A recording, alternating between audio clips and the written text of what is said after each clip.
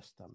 If something's not right, we know, and we're going to know quickly. But if you don't understand it, then it becomes very easy for someone to tamper. And that's the secret. If these large infrastructure providers would take the time to simplify and try to understand how their systems work, it becomes much harder for someone to hack. And that was my but Ed, regarding the water pump and all that, let's divert a little to the AI devices. I mean, technically, this is what an AI device is, right?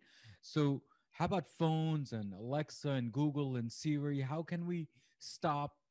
Let's say, hypothetically speaking, can we mute it because they're always listening? Yeah, so you're referencing these little IoT devices that sit on our exactly. Wi-Fi IoTs, exactly. and listen to voice.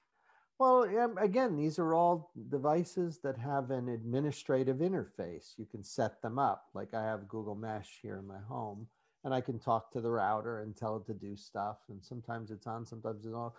I understand it, frankly, less than I probably should. But the key is to understand, like you mentioned, these Alexa devices. Can they do this or that? Well, they're actually pretty simple to understand. I don't have them here in the house. I just don't use that product, but my kids do. And they understand it perfectly. When I walk into my daughter's room, and she lives in New York City, when I walk in, I say, Alexa, turn the lights on. It goes on. So it's always listening for that sort of thing. She has it configured that way. She knows what she can and can't do or shouldn't do because she took the time to understand it.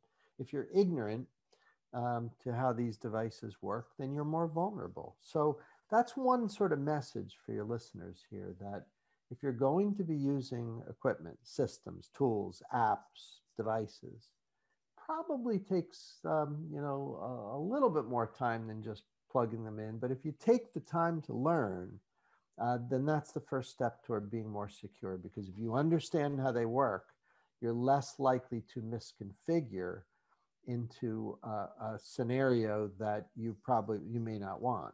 So learning is, and understanding is the way that's most important. So Ed, there might be like 2-3 part questions. So is too many devices at home, it's more vulnerable, do you think? It's not the number, it's your understanding. Exactly. If you're really a total gearhead and you know how to put things together and you understand how things are in place, yes, have at it. But if you're not, then every time you bring something new in that you don't understand, you really have no clue how it works, then you're likely to misconfigure it. Now that's where the manufacturer comes in. Let me give you an example. If we brought an older television into your home without, like a non-smart TV, and it's just plug it in, you have a clicker. You and I know there's not too much that you could do to get yourself in trouble with that. And I was going to hack you with that. So whether you have one of those TVs or 1,000, it doesn't matter. You're not going to get hacked. But smart TV is a different story, right? These are internet connected devices. That's right. Sometimes with a keyboard.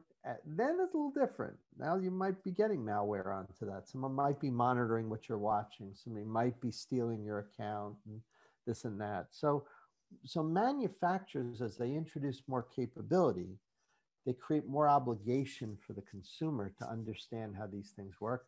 So that old computer where you just had a clicker and it was 57 channels and it was easy, there wasn't much security issue. Now, with these smart TVs and dozens of streaming services, and in my living room, when my wife and I sit down to watch TV, I sit down and on the couch, I have 3 clickers and they all do something different. One for my Apple TV, one for the television to select input, another this, and I have universal clickers and I know how to program those things, but it's still more convenient to just have 3 clickers. That's crazy that I need 3 device interfaces to control things. The manufacturers and the software developers have not made that easy for us. Over time, it'll get better.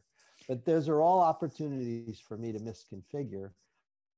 That's a challenge. So manufacturers should be making things simpler, and end users should be being careful not to buy and use devices that they don't understand.